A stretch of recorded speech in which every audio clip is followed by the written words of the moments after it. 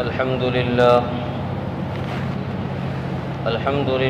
نحمده ونستعينه ونستغفره ونؤمن به ونتوكل عليه ونعوذ بالله من شرور أنفسنا ومن سيئات أعمالنا من يهده الله فلا مضل له ومن يضلله فلا هادي له ونشهد أن لا إله إلا الله وحده لا شريك له ونشهد أن سيدنا ومولانا وحبيبنا وشفيعنا وسندنا محمدًا عبده ورسوله. أما بعد فأعوذ بالله من الشيطان الرجيم. بسم الله الرحمن الرحيم. وإذ ابتلى إبراهيم ربه بكلمات فأتمهن قال إني جاعلك للناس إماما قال ومن ذريتي قال لا ينال عهد الظالمين. صدق اللہ العظیم.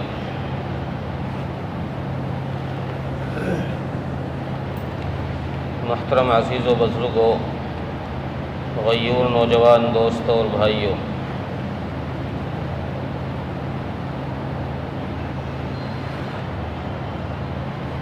بات پچھلے ہفتے میں سیدنا ابراہیم علیہ السلام کے متعلق چل رہی تھی کہ اللہ تبارک و تعالیٰ نے ان کو اپنا خلیل بنایا. اس کے پیچھے کیا قربانیاں حضرت ابراہیم علیہ السلام کی رہی، اللہ تبارک و تعالیٰ نے کن امتحانات کے اندر حضرت ابراہیم علیہ السلام کو ڈالا، اور ان امتحانات میں پھر حضرت ابراہیم علیہ السلام کتنے نمبروں سے پاس ہوئے.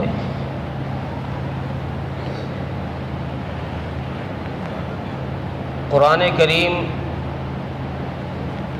سورہ بقرہ کے اندر اللہ تبارک و تعالیٰ نے حضرت ابراہیم علیہ السلام کے امتحانات کے کامیابی کی ذکر کرتے ہوئے یہ ارشاد فرمایا،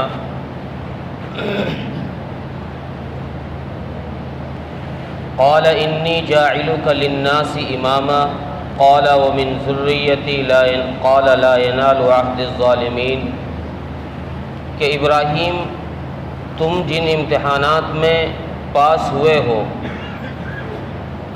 ان امتحانات کی کامیابی پر ہم تمہیں انعام کے طور پر لوگوں کا پیشوا اور رہبر بناتے، لوگوں کا مقتدی تمہیں بناتے. چنانچہ سیدنا ابراہیم علیہ السلام اکیلے نبی ہیں دنیا کے جو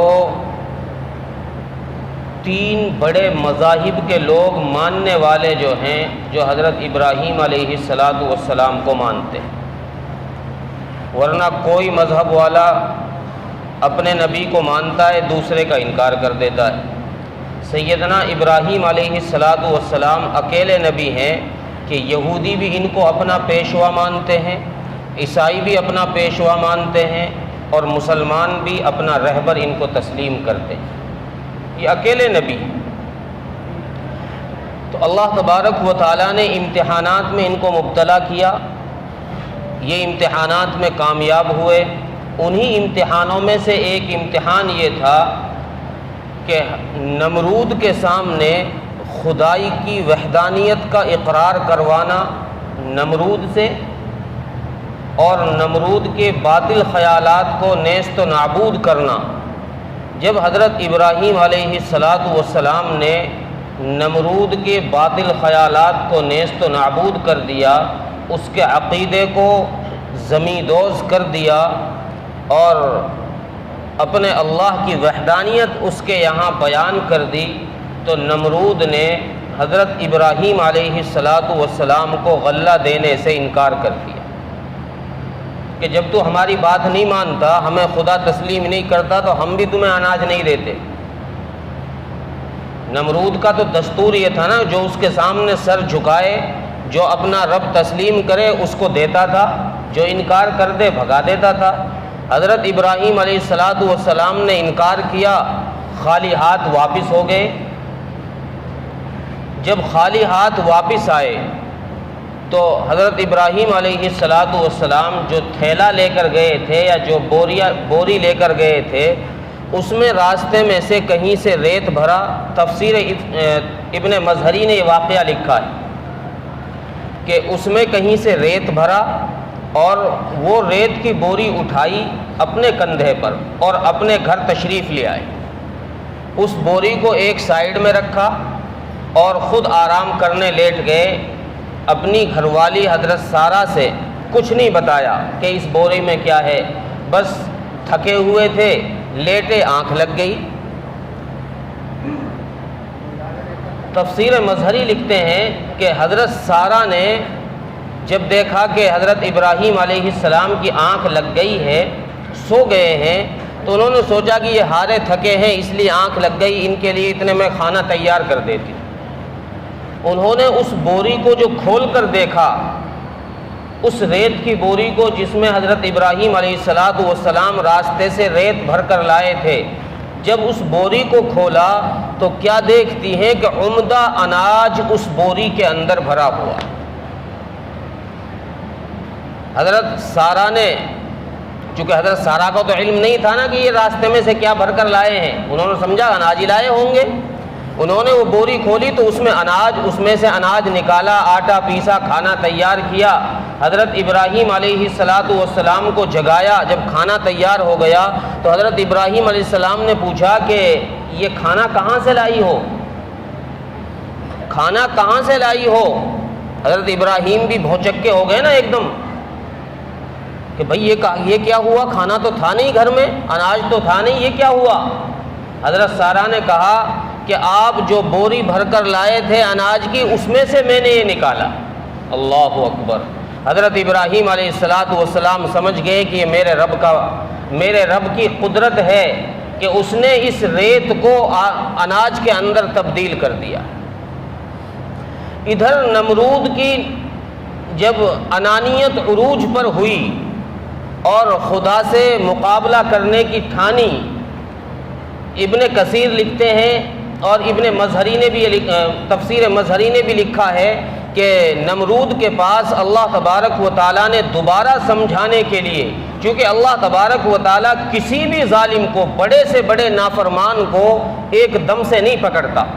یہ نہیں کہ اس نے کوئی غلطی کی، چاہے چھوٹا مجرم ہو چاہے بڑا مجرم ہو۔ قرآن کریم کا ایک ضابطہ اللہ تبارک و تعالیٰ نے یہ بیان کیا ہے۔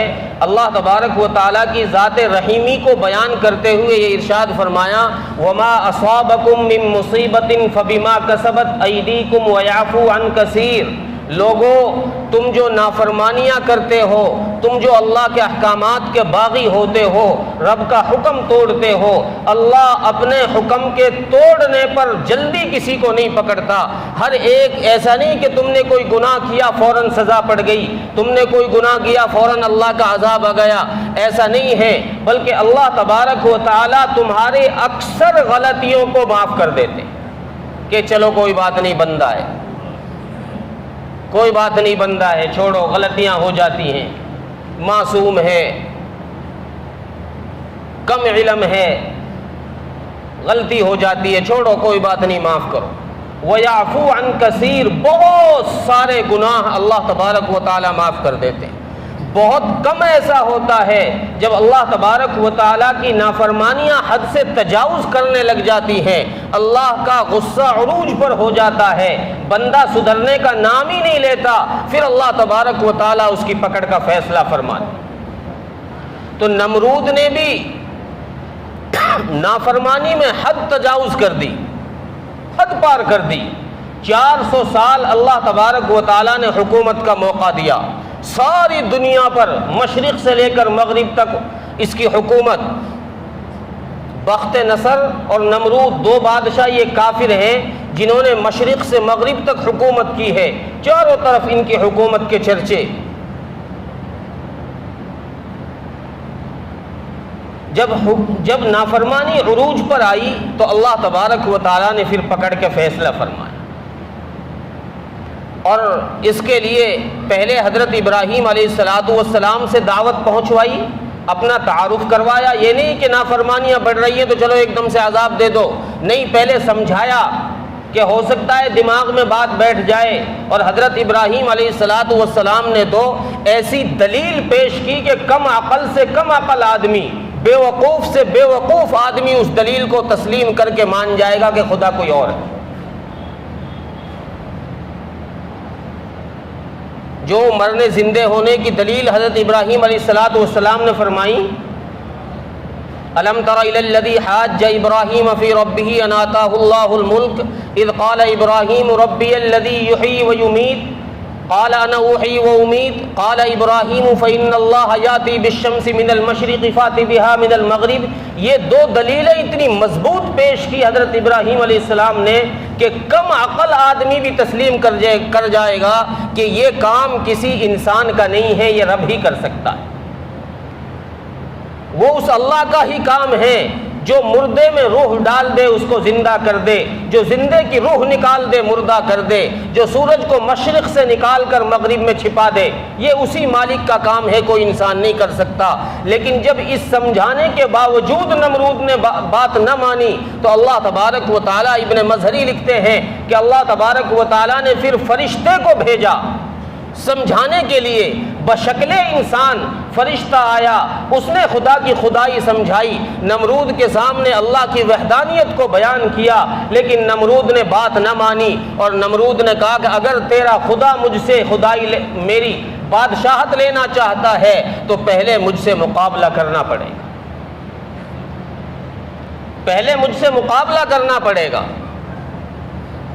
ٹھیک ہے جی، مقابلہ کر لیں گے. اللہ تبارک و تعالیٰ نے اعلان فرمایا، مخلوقات میں 18,000 مخلوقات میں اعلان کیا گیا کہ نمرود سے مقابلہ ہے. کون کرنے کے لیے تیار ہے؟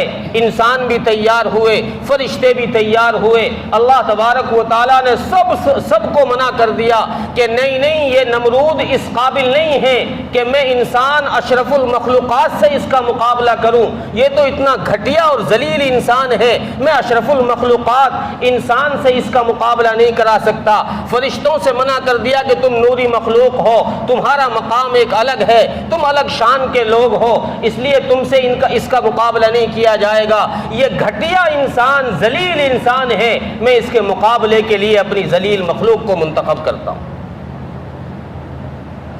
مفسرین نے لکھا ہے کہ ایک مچھر آیا اور اس نے کہا کہ باری تعالیٰ میں اس کا مقابلہ کرنے کے لیے تیار ہوں. اللہ نے کہا چل ٹھیک ہے، تو بھی حقیر مخلوق ہے میری، اس ذلیل سے تو ہی بدلہ لے لے، تو اس سے مقابلہ کر.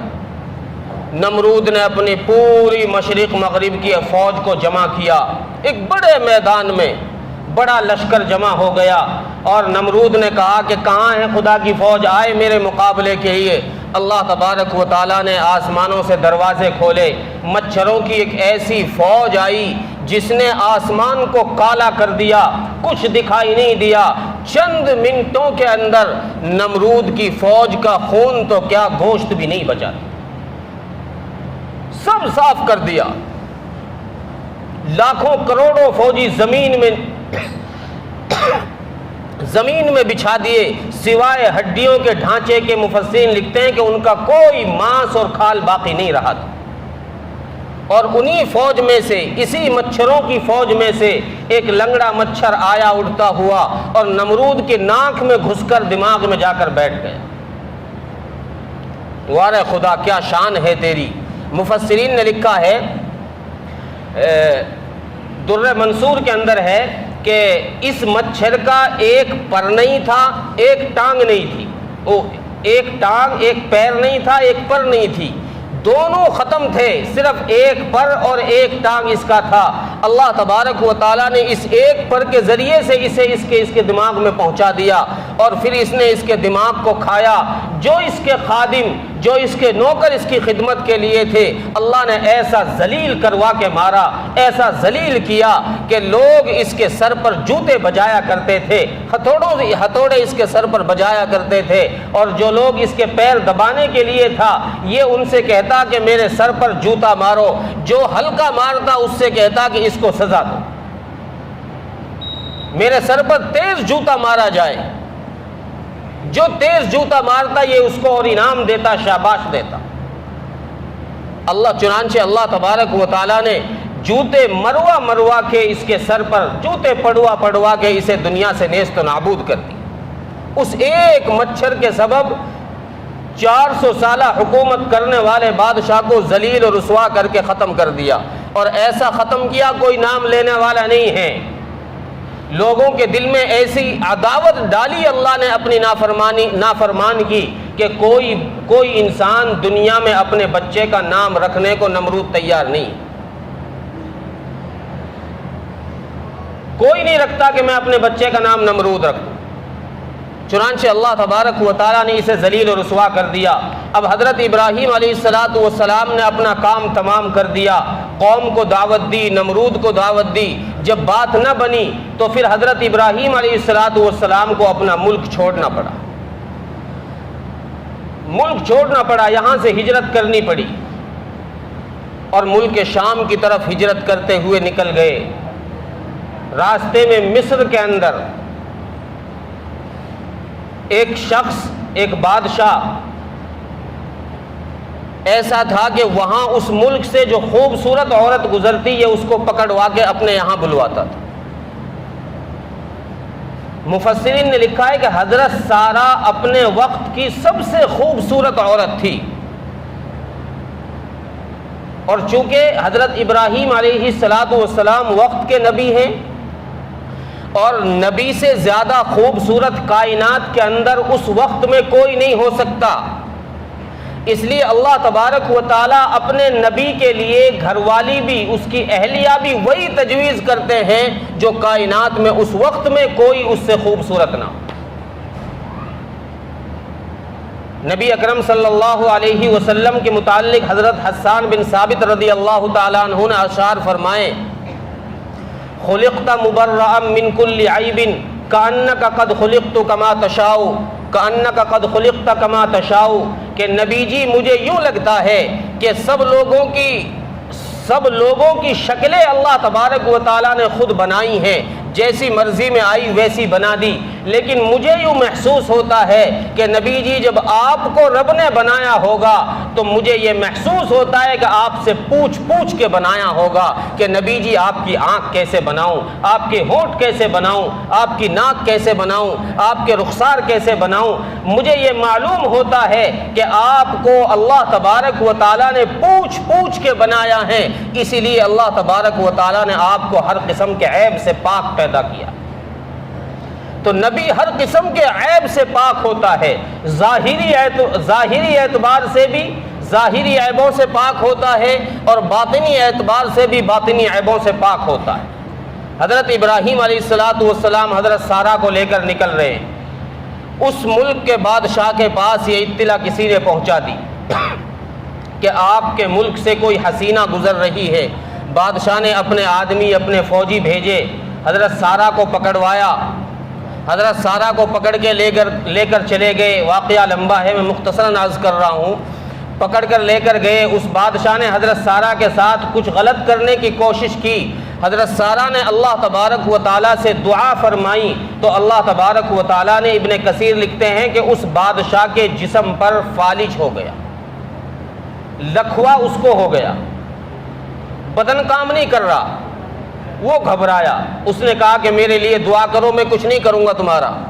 حضرت سارہ نے دعا کی، وہ صحیح ہو گیا. اس نے پھر یہی کوشش کی، حضرت سارہ نے پھر بد دعا کر دی. اللہ تبارک و تعالیٰ نے پھر اس کے جسم پر فالج کر دیا. فالج ہو گیا تو وہ پھر اپائج ہو گیا. اس نے پھر کہا کہ آپ دعا کریں، میں کچھ نہیں کروں گا. چنانچہ 3 دفعہ اس نے یہ کیا.